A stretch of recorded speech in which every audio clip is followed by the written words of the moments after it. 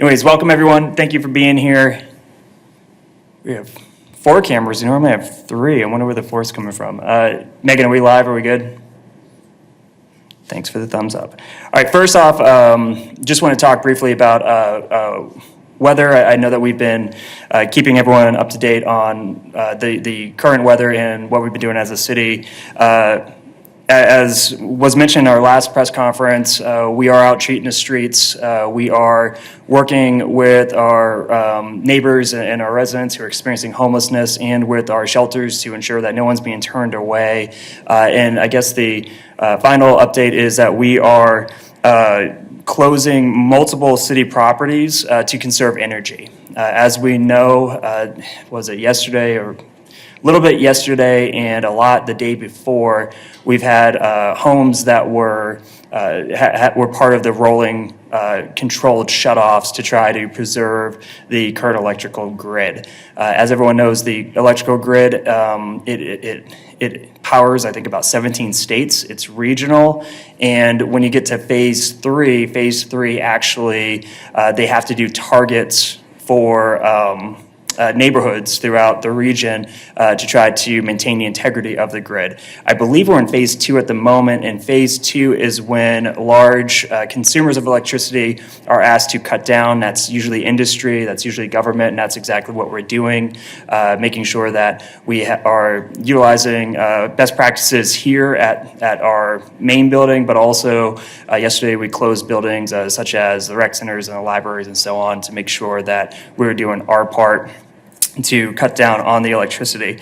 So please, we're asking folks to do their part as well. Again, we're all in this together, and the more we can save on electricity right now, the better the grid will be, which means that hopefully we would have less rolling controlled shutdowns of electricity that hurts our neighbors, and particularly our neighbors who rely on medical equipment. So we all need to do our part to stay warm. That doesn't mean we have to make our apartments or our houses hot. Just got to get through, I think, these next couple of days, and then hopefully, we'll have some warmer weather and it won't be that much of a crisis. But if you do need emergency assistance, make sure to call 211. 211 is the United Way, and they can help folks get in touch with any type of emergencies that they have. 211 is pretty much that one-stop. United Way is that one-stop shop to get folks in touch with not just the resources we might have at the city level, but also throughout our community with our nonprofit and our faith-based sectors. So moving on from that topic, we will be having an overview for the Places for People. This past Tuesday, staff helped with the first of 3 town hall discussions to talk about the next steps for our Places for People plan. So this past Tuesday, staff discussed land banks, and next Tuesday, they'll be discussing zoning changes. So here to tell us more about Places for People is Scott Wadle. He works he's our director of planning, works in our planning department. He also has a wicked accent that I'm not going to make any funny jokes about. Scott, floor is yours. Well, thank you, Mr. Mayor. Thank you for the opportunity to present today. I'm excited to be here today to talk about this great opportunity. It's an opportunity for people to be able to provide comments on a number of proposals to help make our neighborhoods more vibrant. And I'm going to page down here so that we can get this on. So the city's asking stakeholders and residents to share their thoughts on, in particular, 2 proposals. The first, the proposal to create a Wichita land bank. A second is to update the zoning regulations, which zoning regulations generally apply for regulate what you can do with certain properties in terms of what kind of uses you can put them into. Both of these proposals help achieve community goals identified by Wichita residents through multiple planning initiatives, including the Comprehensive Plan and the Places for People Plan. In short, those goals include strong neighborhoods, vibrant communities, and a strong economy. Here's a brief description of each of the proposals. So the land bank. The purpose of the land bank is to help address property that is vacant, abandoned, or otherwise underutilized, and to help to get it back into productive use. Under the current proposal, the land bank would help revitalize neighborhoods by acquiring vacant, abandoned, tax foreclosed properties through donations or purchases. Addressing issues with properties, this could be physical cleanups, maintaining mowing, or even things such as addressing title issues and cleaning up the titles. Another way is that the land bank will help by the sale or transfer of properties to get them back into productive use. And this would be through competitive processes and partnerships with organizations and people that submit proposals that help achieve stated community goals. Members of the public are encouraged to review and comment on the following draft documents, which are already posted on the webpage, which it can be found at wichita.gov/places for people. Those include a draft ordinance, draft bylaws, and draft policies. These documents describe how the land bank would function and what steps are being taken to ensure the transparency of the land bank operations. For the zoning updates, so in addition to the land bank, the City of Wichita is also considering a proposal for updates to the zoning code. These updates would provide additional options for more flexibility and faster review of proposed residential uses, while also applying design requirements to help ensure that new construction reflects the surrounding neighborhoods. And that's new construction that takes advantage of these options. The proposed draft changes to the zoning code will be posted on the Places for People website. That's wichita.gov/places for people. It'll provide an opportunity for folks to do an in-depth review of the proposed changes and provide any comments or feedback. Again, now is a great opportunity to provide input on both of these proposals. Feedback can be provided in multiple ways. We have a slide that illustrates that. That can be through email, on the website, via phone, letters, mail-in comments, and especially on social media. In terms of events and opportunities, there are a number of events happening earlier this week all the way through the spring. The event that we had last Tuesday was a social media town hall to discuss the land bank. It had more than 2,100 views and 103 comments, and we're working on getting responses to the questions that were asked during that session. The next scheduled event, as you indicated, Mr. Mayor, is next Tuesday. We're looking forward to a good discussion on the proposed zoning updates, and we'll have a number of other events coming up, including district advisory board meetings, planning commission meetings, and ultimately to the city council. So thank you very much for your consideration. Please be sure to check out wichita.gov/places for people, and we hope to hear from you soon. Thank you. And again, this is the contact information for folks who would like to voice an opinion on or a concern or a question on the Places for People program, and that is, I believe, Scott's personal cell number, so feel free to call him anytime it's convenient for you. So with that, we're also going to get into our next item, and I'm actually very excited. Anytime I see Director Stang, I know that it's because we got some good news, or good news for folks who might need a little bit of help. So we're going to talk about today the Wichita Emergency Rental Assistance Program, or the WERAP, as I believe on the floor in which our housing department is. They speak an entire dialect that is all acronyms. So for us who are trying to figure out what that is, though, that is the Wichita Emergency Rental Assistance Program. It is a program designed to help folks in our community who through the pandemic have been affected economically. Throughout this pandemic, we have found innovative ways, thanks to Director Stang and her incredible staff, and of course to the City Council, who shares these values of helping folks when they need help. We have been able to be responsive to the needs of our community, and this is an extension of that. So here to tell us more is Housing Director Sally Stang. Thank you very much, Mr. Mayor. I'm very excited to be here again to talk about the Wichita Rental Assistance Program. This is something we talked about a few weeks ago. We applied for the funding that comes from the Treasury Department on January 12th, and we're getting ready to open applications on Monday. So this is really a whirlwind for trying to administer a federal program. So the Congress approved and the President signed the Consolidated Appropriations Act of 2021 on December 27th, 2020. And in that bill included $25 billion for emergency rental assistance for the whole country. And they divvied that up by population, with each state receiving no less than $200 million. And local governments with populations of 200,000 or more could apply for a direct allocation to help serve its residents. And we did that on January 12th.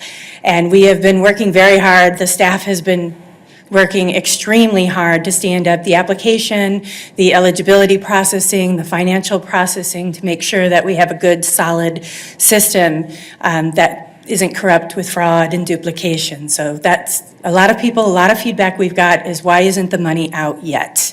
Well, we're working as hard as we can to get that up. And I also want to give a kudos to the IT department who's been working very hard to get this going. So by legislation, the program is available only for renters. This does not include mortgage assistance. We do hear, however, that the Biden next relief bill includes a provision for mortgage assistance. We're able to provide assistance with rental arrears as well as utility arrears, as well as prospective rent. So this is very different than any other type of homeless prevention or rental assistance we've done in the past.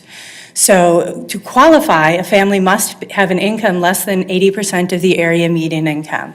And for a single person, that's about $40,000 a year. However, the legislation requires that we first serve those at 50% area median income, which is about $25,000 a year, or those who had been employed in 2020 but have been unemployed for the last 90 days. So, of course, they add some complications to the process, right? So we have to make sure we've devised a system where we can prioritize those who meet one of those two eligibility criteria. But key is that the household has to have experienced a financial impact related to COVID-19. That could be the loss of a job, being laid off, being furloughed for a period, reduced number of hours, reduced tips, even things such as increased childcare expenses because of remote learning, or increased medical expenses due to a COVID-positive member of the family. But there has to be a verifiable COVID-related economic impact. So that's a big challenge. And that's going to be our most difficult challenge in verifications, and it is a requirement of the funding that we verify everything related to the program. So income eligibility, preferences, and that COVID-related impact it's important that we verify that, or we could actually lose the money to our community. The other thing is we can provide up to 12 months of assistance at this point. So if we're going to help with 3 months in arrears, that means we could potentially help for 9 months going forward if the money holds out. We can catch the person up on all of those arrears and pay 3 months going forward. After 3 months, we can recertify, re-verify. If the need is still there and funding remains, we can pay another 3 months going forward. But we can't provide assistance for more than 12 consecutive months. And that can get a little bit challenging when we're looking at people with utilities arrears that have been building up for some period of time. So there'll be some confusion on the periods in which we can make payments. But we need to make sure that we're paying for expenses that have incurred since March 20th of 2020 and for no longer than 12 months. So this is very exciting. It does allow us not to just get people caught up so that, next week rent's due again. They'll have a little bit more time to have some more security in their living situations. So we're very excited. The application for our program is going to open on Monday, the 22nd at 10 a.m., and we'll start accepting applications at that time. Conversely, the Kansas Eviction Prevention, Kansas Emergency Rental Assistance Program, they're not launching their application until March 15th, and they'll be serving initially all areas of Kansas outside of the city of Wichita. If we run out of funding, they may be coming in because they have, at this point, $169 million to assist families across Kansas. So we are very excited to put this forward. All of the eligibility criteria are listed on our website right now at wichita.gov. WERAP, so WERAP, and that will also be where the link to the application will appear Monday at 10 a.m. Thank you. So Director Stang will be available not just for questions after this, but really throughout as we kick off this program. We're excited. We're starting the application process so we can help fellow Wichitans at least a month early than the rest of the state program, and that's because of the hard work that Director Stang and her staff has done. And I believe this is $12 million. So just to, and again, I always brag on Director Stang, and I'm going to continue to. Last year, the amount of money that we were able to utilize to help people through this crisis was an extra $10 million to our social services. And that was an absolute record. The city's never been able to invest that much money in social services to help people in need. And then thanks to the work of Director Stang, the second meeting of this year, we already broke that record. So long as we can get folks who will apply for and need this $12 million, just absolutely, heading in the right direction and trying to help people through this current crisis. So again, we're going to lean on the media, the folks in this room, and as well as those who are watching. If there are people in your lives or yourself who has experienced economic hardship because of COVID, and you might not have thought that you were qualified for a program, this is a different program. Please look into it. We all do better as a community when people stay in their homes, when people don't have to spend down their savings accounts, when people don't have to rationalize food, or have that choice between food or medicine. We want people to be comfortable, so when we bounce back better from this crisis. Speaking of bouncing back, and speaking of looking forward to fun times, I'm going to introduce Bob. We're going to talk a little bit about we're going to talk a little bit about the upcoming opportunities for the Wind Surge team, and really what they are offering for some folks this summer to have job opportunities. If there are people who are interested in working for the team, Bob will talk about that. I think Bob has another announcement as well. And I'll just make a quick story, because everybody knows I talk too much. It's like one of my few marketable traits, right, as being a teacher. But I remember last year before COVID, when we had someone who was unemployed because of the layoffs over at Spirit. And this person actually had a sign outside, sitting by a street, had a sign out that said, "I just want my job back." And I remember being at some gathering, something where I told that story because it stuck with me. And then it turns out someone I was talking to, because this is a classic Wichita, right, actually knew that person, and eventually introduced me to that person who was just randomly on the side of the street with a sign that says, "I want my job back." And I got to meet him, and that person was so excited because although he wanted to be back in the line at Spirit, he went down to the Wind Surge and he applied for a job.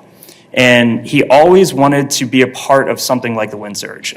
He told me he envied people who could have that type of summer job where it's really fun. Might not pay as much as working at Spirit did, but it would be a part of something and a part of bringing joy to the community. So I remember that story. Then of course COVID hit and we weren't able to have a season. But I think that these opportunities are going to not only be great for folks who are looking for some work, but particularly for folks who want to take this time to be a part of something. So with that, Bob, the floor is yours, and I think you might even have a video. I don't know, Megan is the tech person, so. All right. Arrow. I got it, I think. So Megan usually lets you fail before she helps. Yeah, no, it's fine. Usually, I can only get better from here. Megan lets you drown before she throws you around. Oh, keyboard, there we go. Hi, I'm Jared Forma, General Manager of your Wichita Wind Surge. About a year ago, we were putting the final preparations on this beautiful new ballpark, Riverfront Stadium. Then 2020 happened, and all of our lives were changed or affected in some way. For the Wind Surge and Riverfront Stadium, we couldn't open as planned. But in the words of our late owner, Lou Schweckheimer, we were simply delayed, not denied. Now, with a new year upon us, we're back, and we can't wait to have you out at the ballpark. That's right, fans. We're getting ready to open up Riverfront Stadium. Over the next few weeks, we're going to take you behind the scenes in the stands so that you see what you might see when you come out to a baseball game. Hey, we're excited to show you all the great amenities here at Riverfront Stadium. From our group areas to our hospitality spaces, we've got a great experience for everybody. Whether it's a single game or all season long, we've got something that'll make a lifetime of memories for all of our fans. The new stadium also provides a great facility for our players while they're here in Wichita. During the coming weeks, we'll show you behind-the-scenes footage of the batting cages, the training rooms, the clubhouses, etc., while our players are here in Wichita before they make their way on up to Minnesota. We hope you enjoy these videos and a glimpse into this beautiful new ballpark in Wichita. There's a lot of unique spaces and places that we're really excited to show you. Hopefully this is a reminder of how much fun it is to come out to the ballpark. So enjoy the videos and come on out and see us. We can't wait to have you. All right. For the record, I only took 2 takes on my bit. As the mayor was saying, as far as part-time employment goes, we are conducting interviews next week between the 22nd and 26th. This is a great opportunity for any person who's kind of looking to get a part-time job. I'll just give you a short, quick story of how I got to where I wanted to be here as assistant general manager of this team. I started as a parking attendant when I was in high school at 17 years old. And those relationships that I created there kind of helped me get to this point where I am now. Now, when I was 17 years old, I never thought I'd be, sitting here as an assistant general manager of a professional baseball team. So you never know what those networks. And I learned a lot of stuff about hard work, responsibility, and those things. And we're encouraging that. We want you to be part of our summer family. So again, you can go to the website for that. We are going to be conducting interviews the 22nd through the 26th, a multitude of positions, parking attendants, game day employees, concessions, servers, hostess, those types of things. We have a lot to offer. So we don't really need a lot of experience. We just want people who want to provide a great family experience for anyone who comes out to the ballpark. So with that in tandem, we also released that we are doing mascot tryouts for the upcoming season. We will have a physical mascot in the ballpark when we kind of get started here, and we're looking for individuals that want to come join. So if you go to windsurge.com, fill out the mascot application. We'll be conducting those tryouts on the 27th of Saturday, and then we'll kind of move from there. So the mascot to us is going to be one of the most important characters in our arsenal, because the mascot usually in any minor league team is actually the most well-recognized individual throughout the community. And so it's very important that we get the right people who want to have fun and who want to create lasting memories with us. So also too, that video that you saw is just a preview of what we're going to be doing. We've teamed up with the city, and we will be releasing those videos every few weeks just to kind of remind you of all the great amenities that this ballpark has to offer. So make sure you're checking on the city's website and windsurge.com. Lastly, we just released this about 5 minutes ago with a season of a lot of uncertainties, or should we say a last year of a lot of uncertainties. We do have a certainty. We are going to have a 2021 season, and opening day is going to be May 11th against the Amarillo Sod Poodles. So we are going to start that. The season will look a little bit different than in years past, just due to COVID-19 and being safe and making sure we're doing the things. Basically the homestands will consist of 6-game homestands with the day off on Monday, and then another 6-game homestand. So instead of having your traditional 140 games this season, we're slated to have 120. So that's really the news that I have. I think for us as a staff, we've been working hard all off season, depending on what that looked like, wanting to give the city some more, definitive answers. And I think with the 2021 schedule out now, it gives us a start date of what we can expect. Thank you. Did you say the sod doodles? Sod Poodles. Poodles. Okay. Yikes. Heck of a team name. The, also, about to wrap it up. Looks like I got another thing I got to put in here. Thanks, Megan. Also just wanted to talk briefly about Textron, that there are opportunities for our young people in the community to gain job experience. It's really hard for young people to get a job without experience, and for them to get experience without a job. So with that, many companies are scaling back due to the pandemic, and there's an amazing opportunity for bright high school students. Textron is hiring for their youth employment internships, which provides job training for people who are 16 to 19 years of age. These are hands-on job training fields such as sales, marketing, engineering, flight operations, and more. I don't think we'll have a 16-year-old fly in an airplane, but it will be a really great opportunity for our young folks in the community. You can learn more about this in a link that is on our Facebook stream. So thinking about those opportunities, and then Bob mentioning that when he was 17, he pretty much landed the company that he was going to be, the place he'll be working. Makes me think I was a slacker when I was 17. You guys don't want to know what I was up to when I was 17, but it wasn't preparing very well for my future, I'm sure. With that, I'll open up for questions. In case someone actually did want to ask about that. Just kidding. So questions about really anything. If we want to talk about the getting through this current pandemic and the current economic downturn, we can have questions for Sally about that program. Midterm stuff about where Wichita is bouncing back, we can talk about the wind surge. Bob's here for those questions. Then more long term, we talk about ensuring our neighborhoods keep really have the opportunities to evolve with the community. We have Scott who's here who can take those questions as well. If you guys need a dad joke or two, you can ask me a question. I do have a question for Oh, there we Scott, go. if you don't mind. Sure. You bet. How can I help? Well, my name's Larry Buell. I'm with Cape News. Yep. The question I have, you talked about your land banks. Yes, So sir. I don't know if you can give us an example of maybe where you've had these in place now. Would that be similar to the tract of land to the west of Riverfront Stadium? Good question. And a land bank, just to clarify, that the land bank would be a singular organization. So it's a proposal for one land bank here in Wichita. And it would be an organization, not necessarily a particular piece of property or specific geography in terms of just that parcel. It would be an organization that would take properties that, again, let's say they've been tax foreclosed, let's say they've got, debris on them, or title issues is really probably one of the more prominent ones. Let's say they've got some legal or some title issues in terms of that's not allowing them to go back onto the marketplace and be used.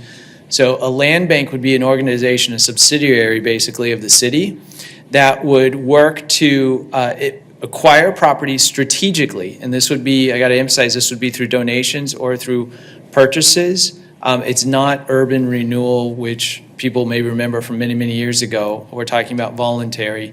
And so what it would do is it would acquire these properties, and then it would help maintain them, help to address the issues that are keeping them from being viable properties out on the market. And then it would solicit for proposals through a competitive process for organizations or individuals to acquire those. And those proposals would come down to which ones best meet the community's needs and stated goals. And there's a lot to it, but that's just kind of a brief overview of it. Is that helpful? The other question I think you had in there was what other communities, what other locations have land banks? And I'm going to look to Mary and Jeff on this, but I believe Pittsburgh, Kansas is one. Topeka, is that? And Hutchinson. I have another question about the zoning updates. Can Yeah. you explain or give some examples of what would that look like? Sure, Like, sure. could people run a business from their home if they live in a certain area, or? Oh, excellent question. Yes, and you're right in line in terms of zoning, because zoning does regulate what you can and cannot do with a given property. So, for instance, in most cases, you can't take a neighborhood property in your neighborhood that has a house on it and open a factory on it, right? I mean, that's a very high level. But in terms of the zoning changes that we're looking at, what we're doing is, again, this is building off of planning work and input that we received from the public about that there needs to be more flexibility in terms of residential uses. And one of the things that we're seeing on a fairly consistent basis in the planning department right now are applications for duplexes, where traditionally it would have been single family. And there's a variety of different reasons for that, but we're really seeing that the market and the demand is shifting that direction. And there are demographic changes that are leading to that. There are economic changes. But historically, if you go and you look at our older neighborhoods, you'll find a mix of duplexes and single families in the same neighborhood. And for years, our zoning code has restricted that and prohibited that. And so we're trying to provide an option that provides more flexibility to meet community needs, also works towards more reinvestment in existing neighborhoods, and also will allow for a faster process to get those reviewed. But in exchange for doing that, through this process, we want to ensure that the new developments are sensitive to the context in which they're located. So if a neighborhood has a bunch of front porches, through this process, if you're going to do it quickly, we're going to require that the design does not have a garage that sticks out in front. So you would have front porch, and all of a sudden this garage that sticks out. If you want to do that and you're adamant about that, we will have existing processes that you can go through. It's going to take more time. There's going to be different levels of review. But if you want to do it quicker and you want to have a little bit more flexibility, you'll have to do it with the design constraints. Now, in terms of your question about will it allow people to operate businesses out of their homes, we're not modifying those processes. Those are still available. There's licensing that's involved. There are some zoning regulations. I can get back to you if you have specifics on it. But in general, the zoning changes that are proposed really focus on the residential component. So talking about single family, duplexes, and even some small apartment buildings. And I'm going to look back to my team, make sure I covered everything good. Okay, I'm getting a thumbs up. All right. Any other questions, Scott? I like that he does the same thing I do. Looks towards the team. I usually, Megan, am I okay? Did I say that right? The other questions. I know we threw a lot at you guys. Not just this presser, but also the last couple pressers. We just have a lot going on. We're trying to really juggle multiple stuff this year, second month of this year. I think we have another press conference at 1. Is that right, Megan? Okay. So if you guys want to go grab a coffee and then meet us at our next press conference, we will be teaming up with our good friends over at the county commission to talk about something that we will announce at 1 o'clock. And look forward to seeing all of you there. In the meantime, as always, let us know if you have any questions on anything, and we will put you in touch with the smartest folks in the state who work for us who can answer those questions, or I'll just try to answer it myself. Yes, ma'am.